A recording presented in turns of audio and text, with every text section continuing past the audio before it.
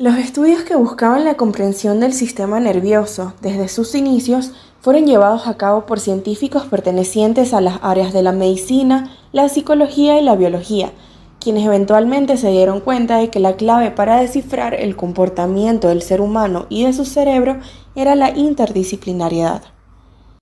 La neurociencia se encarga del estudio del sistema nervioso y de la interacción del cerebro con el resto del cuerpo en diversos niveles, tales como el molecular, el celular y el sistémico, al igual que el anatómico, el químico y el fisiológico.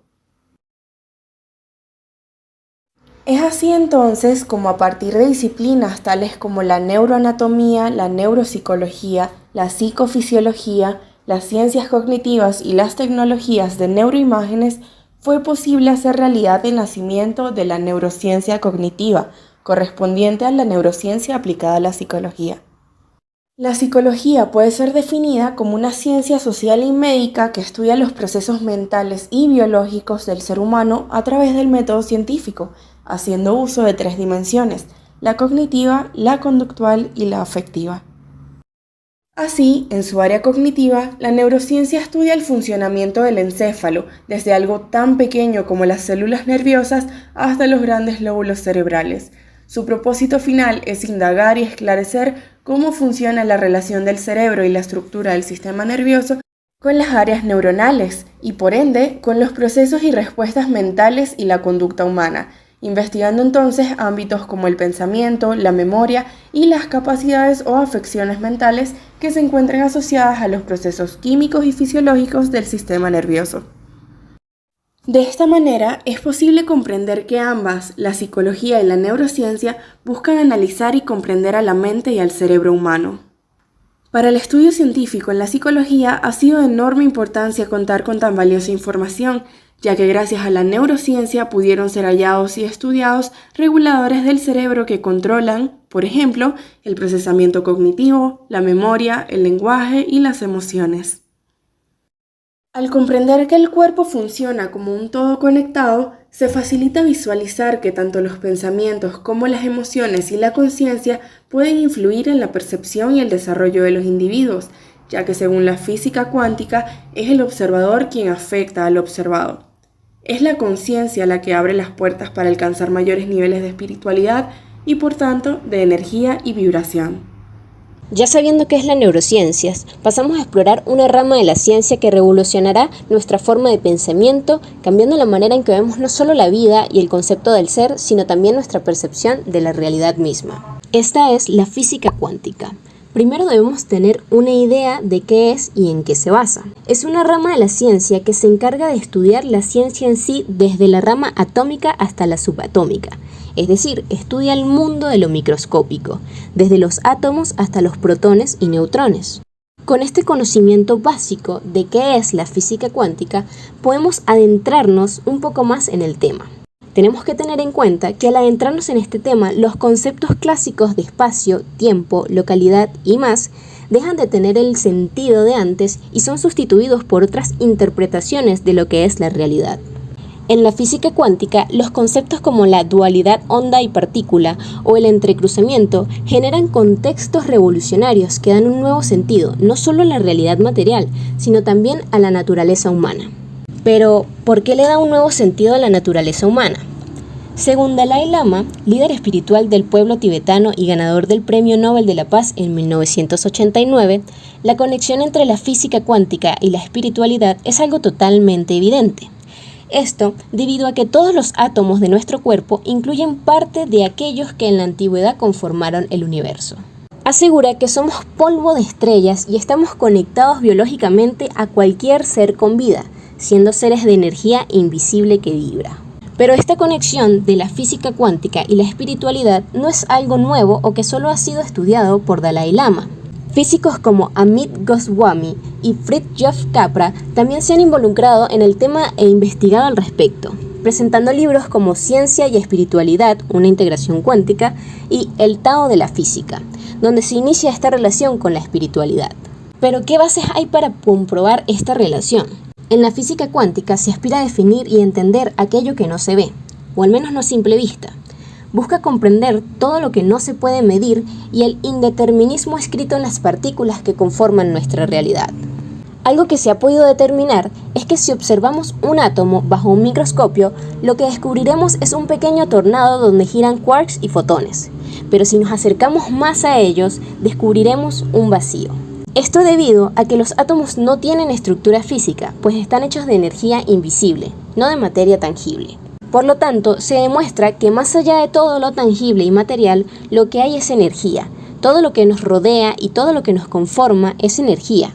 Somos uno con el universo. Lo cual es una idea que ha sido defendida por el budismo, el cual se enfoca en el trascender a lo físico para dar mayor relevancia a nuestra conciencia, ya que al final es esa impronta psíquica la que da sentido y forma a la propia realidad. Somos lo que pensamos y es el propio pensamiento el que designa lo que nos envuelve. En cada uno de nuestros átomos reside parte de ese polvo de estrellas en el que se originó el propio universo. De algún modo, todos estamos conectados y formamos parte de una misma esencia. La conexión entre la física cuántica y la espiritualidad nos invita a ver con otra perspectiva esta área de la ciencia. Una perspectiva un poco más subjetiva y aunque no sea aceptable por las mentes más ortodoxas y rigurosas, no desmerece nuestra atención.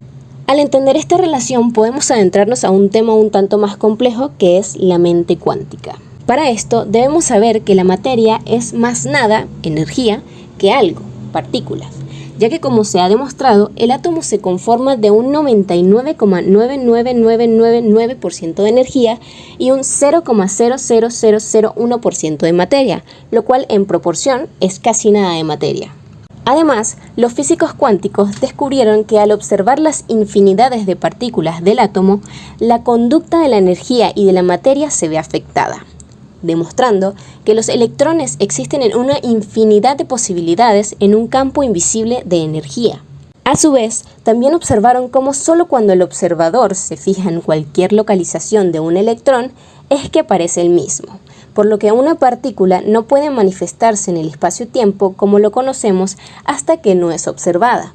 A partir de este descubrimiento, la mente y la materia no pueden seguir considerándose de manera separada, ya que están ligadas porque la mente subjetiva ejerce cambios perceptibles en el mundo físico objetivo. Y con esto nos referimos a una mente cuántica.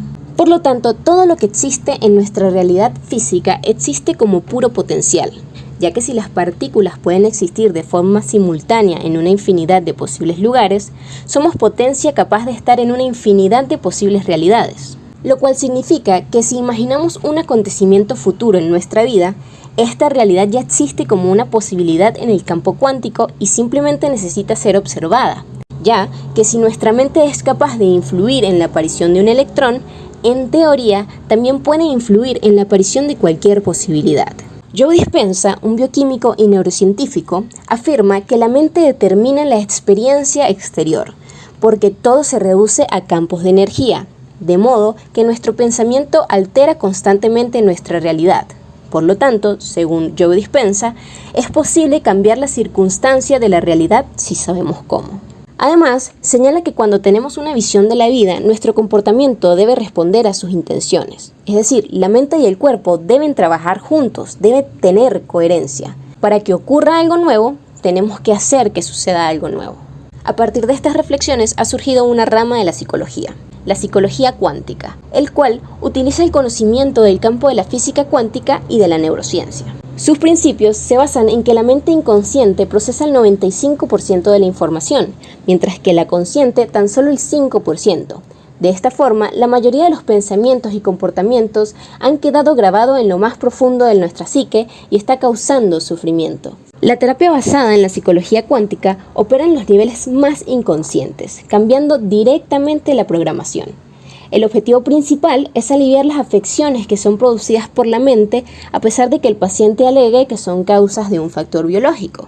Normalmente, en este ámbito, las herramientas terapéuticas más utilizadas son las afirmaciones, las charlas terapéuticas y la cristaloterapia cuántica, la cual involucra la ubicación de cristales sobre diferentes partes del cuerpo para que estos absorban la energía negativa del paciente.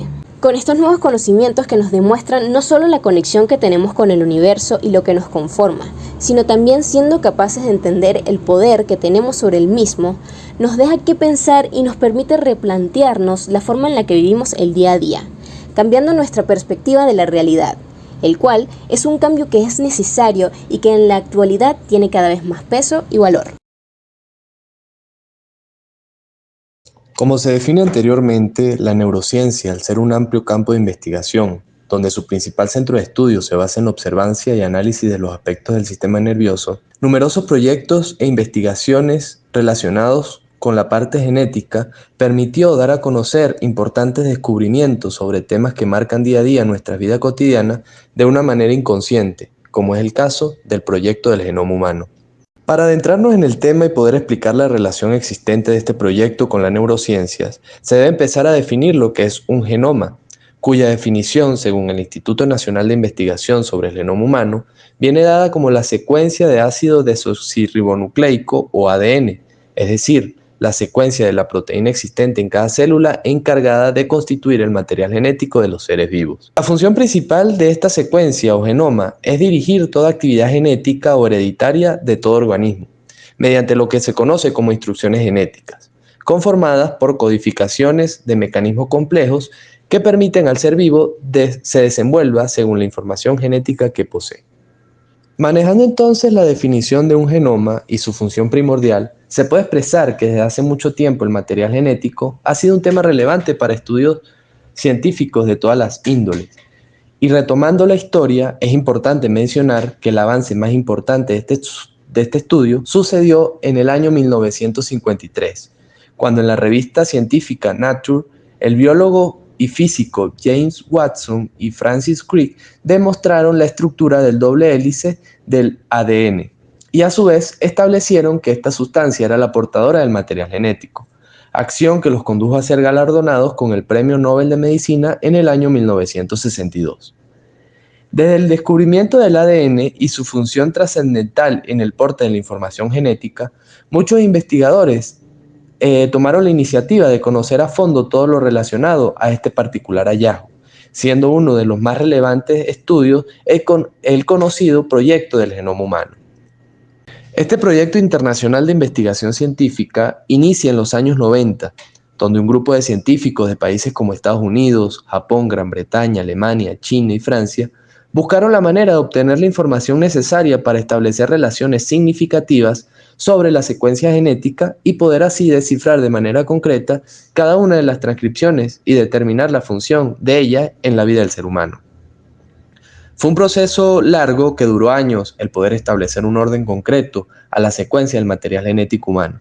Sin embargo, para el año 2001, es decir, 11 años después del inicio del proyecto, los resultados mostrados en las revistas Nature aseguran que más de 30.000 pares de bases químicas que componen al ADN, el 90% ya habían sido identificados y categorizadas desde un punto de vista físico y funcional. En el año 2003 finaliza este proyecto, dando así los resultados de la secuencia establecidas por los investigadores referentes a las bases químicas del material genético humano, iniciando con esto resultados e investigaciones referentes al área de la medicina preventiva y diagnóstica. Resumiendo un poco los descubrimientos que marcaron el avance de este proyecto, se puede mencionar, según lo expresado por Pulido en el año 2012, que el proyecto del genoma humano tuvo el siguiente avance cronológico. En el año 1991, por primera vez, un gen localizado en el cromosoma 17 es relacionado con ciertos tipos de cáncer, como es el de mama y el de ovario. En el año 1993, Daniel Cohen construye el primer mapa genético de los 23 pares de cromosomas del ser humano. Luego, en la mitad de la década de los 90, científicos cubanos descubren el gen causante de la ataxia espinocerebelosa de tipo 2 o ataxia de Howlin. Hasta la fecha, el Centro de Ingeniería Genética y Biotecnología continúa trabajando para buscar una terapia eficaz o técnicas alternativas para el tratamiento de esta enfermedad. En el año 2000, el proyecto del genoma humano concluye en el secuenciamiento completo del cromosoma 21, que es el autosoma más pequeño, y concluyen que una copia o una duplicación de este soma produce el famoso síndrome de Down, que es la causa más frecuente del retardo mental humano. Según García, en el año 2000, desde una perspectiva científica, el proyecto del genoma humano trajo consigo muchos beneficios, que permitió establecer conclusiones sobre nuestra especie. Gracias a este proyecto ahora se sabe que el ser humano tiene aproximadamente entre 30.000 y 40.000 genes. Haciendo una comparación filogenética, el ratón posee 300 genes menos que la especie humana. A pesar de que los resultados del proyecto del genoma humano fueron un total éxito en la decodificación de las bases genéticas, aún se desconoce un 40% de las funciones de estas bases. Gracias a los estudios realizados sobre los genomas humanos, las patologías como asma y el Alzheimer fueron asociadas a más de 1.788 genomas, provocando o trayendo consigo que estas patologías sean categorizadas como genéticas o hereditarias. Y por último, haciendo una comparación filogenética entre el chimpancé y el ser humano, se puede concluir que comparten el 98% del genoma existente entre ambas especies. Para finalizar, es importante plantearse una interrogante o formularse una pregunta sobre la relación del proyecto del genoma humano con la neurociencia y a su vez con la psicología. El proyecto del genoma humano trajo consigo muchos avances de las causas de patologías recurrentes en la especie humana y también permitió a otras disciplinas como la neurociencia y la psicología establecer conclusiones científicas sobre patologías estudiadas por ellas. Es importante mencionar que los trastornos genéticos cerebrales son causados por una mutación de un gen específico que afecta el desarrollo y funcionamiento de la actividad cerebral. Algunas de estas patologías pueden ser desencadenadas por factores sociales, pero siempre existirá un trasfondo hereditario que servirá como causa a dicha afección. Desde la perspectiva científica de la psicología, el proyecto del genoma humano ha permitido establecer conclusiones sobre factores de trastornos claves en el desenvolvimiento de los estudios de esta ciencia, permitiendo establecer con claridad que, por ejemplo, el estrés o trastornos como ansiedad y depresión presentan una predisposición genética basada en un porcentaje de 30 a 40%. Es decir, que el otro 60%, 70% es equivalente a entes externos como conflictos sociales o problemas de relación del individuo.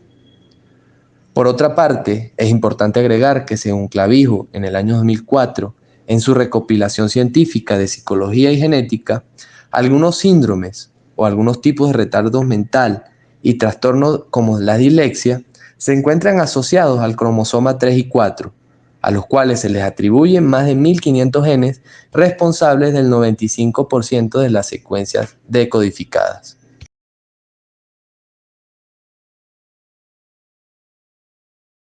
Anteriormente, mis compañeros estuvieron hablando sobre qué es la física cuántica, qué es el proyecto del genoma humano y su relación con las neurociencias.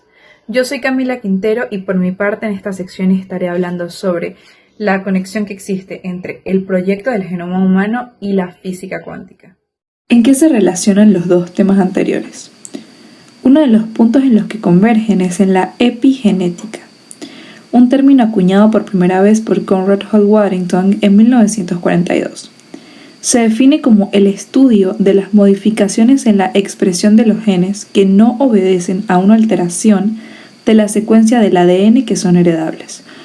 Por lo tanto, se puede decir que la epigenética es el conjunto de reacciones químicas que modifican la actividad del ADN sin alterar su genotipo, pero sí modificando el fenotipo.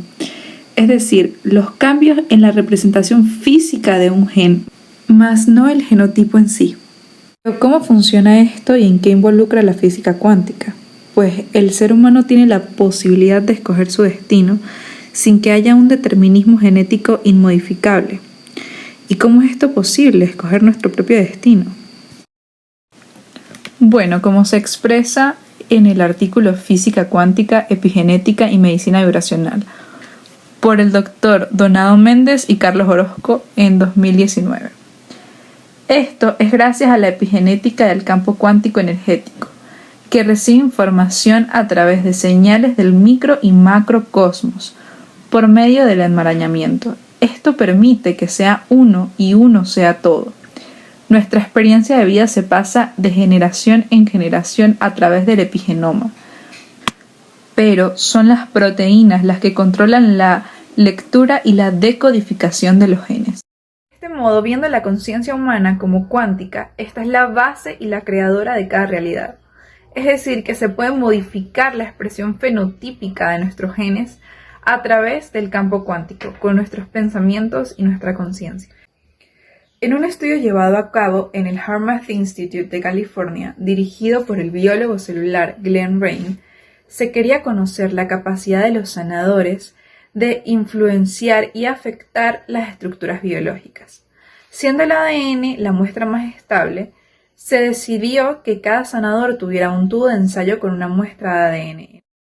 El primer grupo está conformado por 10 sujetos que ya están acostumbrados a aplicar las técnicas del HeartMath Institute, en las que las personas se concentran en el corazón para aumentar la coherencia cardíaca. Los participantes generaron sentimientos intensos y positivos, como el amor y el agradecimiento. Después sostuvieron los tubos de ensayo durante 2 minutos. El segundo grupo de participantes entrenados realizó lo mismo, pero en vez de solo generar emociones positivas como amor y agradecimiento, las combinaron con la intención de enrollar y desenrollar las hebras del ADN. El tercer grupo de sujetos entrenados sostuvo los tubos mientras mantenían una idea e intención clara de cambiar el ADN, pero sin involucrar emociones positivas. En el análisis de resultados de este experimento se observó como solamente el segundo grupo de sanadores fue el que logró modificar el ADN, consiguiendo que éste se enrollara y se desenrollara hasta un 25%. Pero ¿cuál es la conclusión de todo esto? Pues que un pensamiento con una intención clara necesita de un componente energético, siendo este una emoción intensa y positiva, como lo es el agradecimiento y el amor, ya que esto une a la mente y al corazón en un solo estado del ser, produciendo una señal fuerte y clara al campo cuántico. Como conclusión, cabe destacar lo increíble que es pensar el logro de este grupo de investigadores con una muestra de ADN en solo 2 minutos. Ahora bien, ¿hasta dónde podríamos llegar si aplicáramos este principio de unificar nuestro ser como un todo, fortaleciendo nuestra conexión energética con el mundo cuántico en cada dimensión de nuestra vida? De este modo podemos usarlo para nuestro propio bienestar, modificando la expresión de nuestros genes, pues se sabe que estos cambian, evolucionan, por lo que hay que aprovecharlo para adueñarnos de nuestro cuerpo, de nuestro ser, y así crear la versión de nosotros mismos que deseamos, como también nuestra propia realidad.